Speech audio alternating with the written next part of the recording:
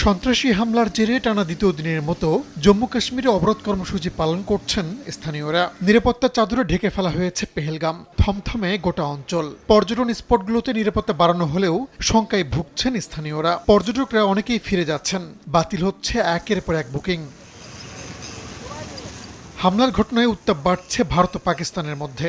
বুধবার রাতে ভারতের জাতীয় নিরাপত্তা বিষয়ক কমিটির বৈঠকে পাকিস্তানের সঙ্গে সীমান্ত বন্ধ, সিন্ধু পানি চুক্তি স্থগিত, কূটনীতিকদের বহিষ্কার সহ বেশ কিছু পদক্ষেপ নেওয়া হয়। রাতেই নয়াদিল্লিতে নিযুক্ত পাকিস্তানের শীর্ষ কূটনীতিককে ডেকে সরকারি নির্দেশনাগুলো আনুষ্ঠানিকভাবে জানায় ভারতের পররাষ্ট্র মন্ত্রণালয়। বৃহস্পতিবার ভারতে বন্ধ করা হয় পাকিস্তানের সরকারি কর্মকর্তাদের এক্স অ্যাকাউন্ট।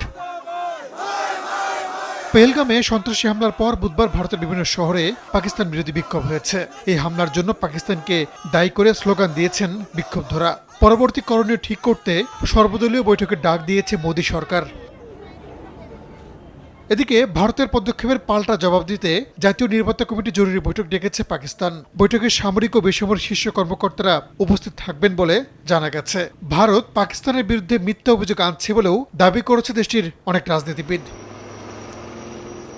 এর আগে মঙ্গলবার জম্মু কাশ্মীরের পেহেলগামে পর্যটকদের লক্ষ্য করে হামলা চালায় সন্ত্রাসীরা। ওই ঘটনায় অন্তত ২৬ জন নিহত হন। রাহানুল রানা, সময় সংবাদ।